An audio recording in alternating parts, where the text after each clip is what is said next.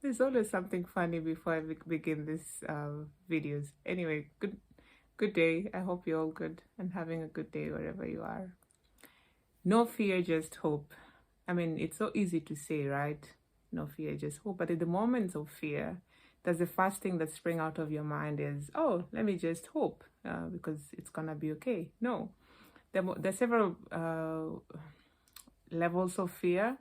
So when the despair kicks in, you're still, I put it like you're still inside your house. So then you're like, it doesn't go to fear the first step. So you go, it's like fear in the house. So it's still controlled. And then the answer doesn't come. So you don't know what to do. Then fear goes into the driveway, like outside your door, and then to the pavement, and then to the road, and then to the highway. So when you're already in the highway, it's like fear, there's no turning back. You're right in the middle of it. All the lies are being thrown at you. There's obviously no time you're thinking, no fear, just hope. You're right in the middle of it because when you look back, there's no answer. When you look forward, there's no answer. You're right in the middle of the highway of fear. So there are going to be setbacks. There are going to be times of no answers, and there's no way around it. I mean, we were promised trials and temptations, but also when that promise came, we also promised victory because he overcame. So we have people, jobs that have been lost, relationships and marriages that are at risk. Health, people have been diagnosed and given timelines by doctors, incurable diseases and all that. And our human response is, oh my goodness, what am I going to do? And fear now creeps in. Now that is the level of the highway. It's like full swing fear mode. And it's like you're looking right and left center for answers. But just like I've said, we were promised all these setbacks, but then the promise comes with overcoming all that we go through. So I know all of us are going through tremendous despairs and all those heartbreaks, but I wanted to encourage us and give us just 3 things or 3 ways we can try to navigate these pavements, highways, living rooms of fears, because it comes in levels. First of all, we need to know that God's love is unconditional. It has a beginning. So when he called us, he loved us. He loved us even before we were born. He knew us. And there's no end to it. It's new every morning. It doesn't matter there's nothing you can do to earn or deserve his love. And there's nothing you cannot have done to kind of limit his love for you. So there's no amount of pain that you've caused him that will now make him not love you anymore. Romans 5:8, but God demonstrates his own love for us in this: while we were still sinners, Christ died for us. While we were still sinners, I mean, I can't grasp that, because as human beings, we always try to count scores and keep up. Even relationships, you try to remind each other of the things that they've done in the past. But Christ, while we were still sinners, he died for us. That's his unconditional love. That is in 1 John, and then that's in Romans 5:8, and then 1 John 4:16 says, God is love. Whoever lives in love lives in God and God in them. There is no fear in love, but perfect love drives out fear. So his perfect love, loving us unconditionally, has already driven out the fear that is crippling us and sending us full speed to the highway.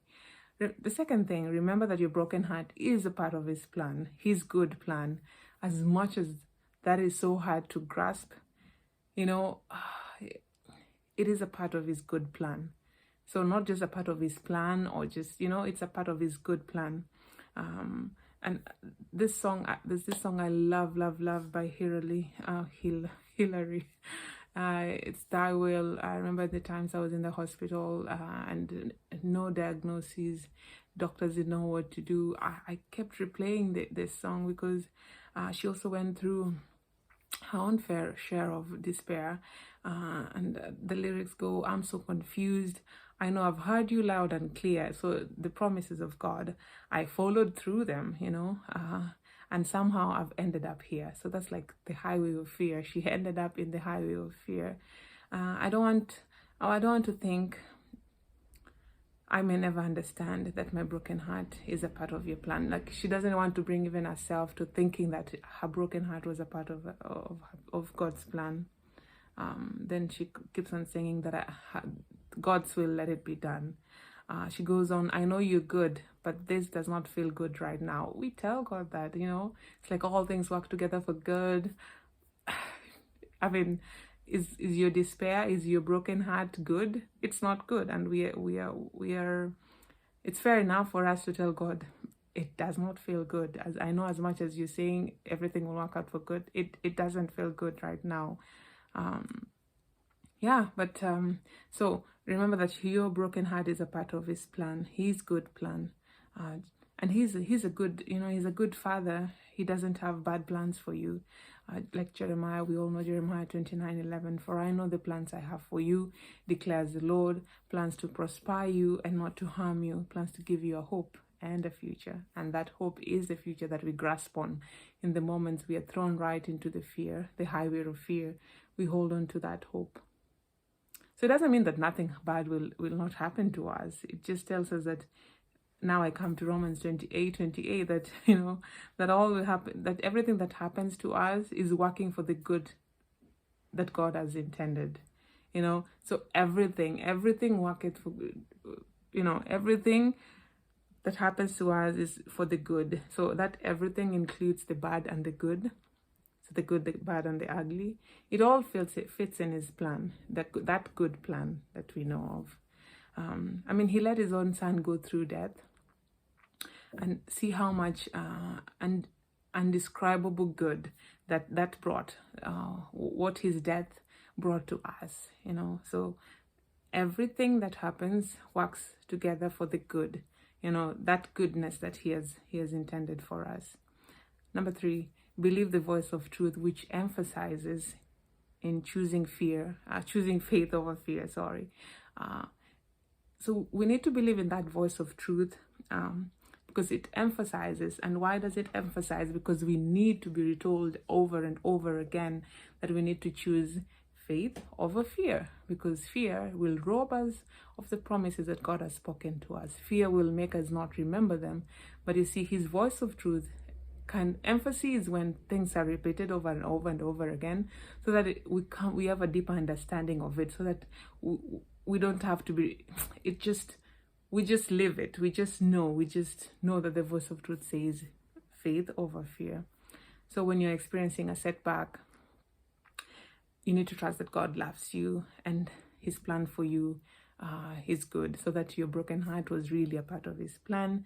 And the only way is forward. So even in that highway, you might be deep in the highway of fear, but the only way is forward, because in a moment, we don't know which moment, the mechanism of the highway is going to change. It's not going to be fear anymore, but then you see a hope at the front of you. So then the green light comes. And just a reminder, when that mechanism of now changing from fear to hope and faith comes, because you've chosen faith, we now invite him in. And when we know that, when he walks into the room, everything changes. When he walks into our hearts, everything changes. Everything that we had put instead of him, every worry that was there instead of his hope, it changes. And I always find these songs, and I love to listen to the lyrics, and that really speak to situations.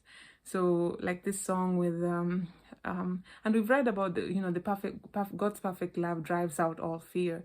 And the more we sit next to God, the more we understand him and have a deeper understanding of who he is.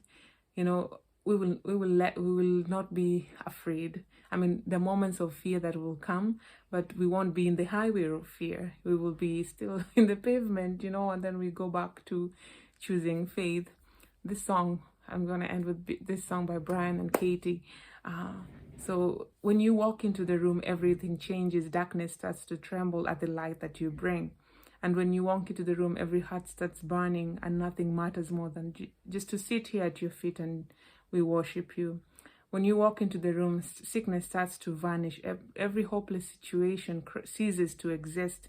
And when you walk into the room, the dead begin to see, because there's resurrection life in all you do.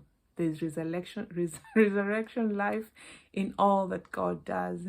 So everything happens together for good. Everything, the good, the bad, and the ugly. And we just need to remember to choose faith over fear, because he has overcome. So this is how, if I look back and continuing on, this is how I try to navigate the pavements, the driveways, and the highways of fear, because they're all different. And when you're thrown right into one of them, these are the truths that we need to remember. God bless you.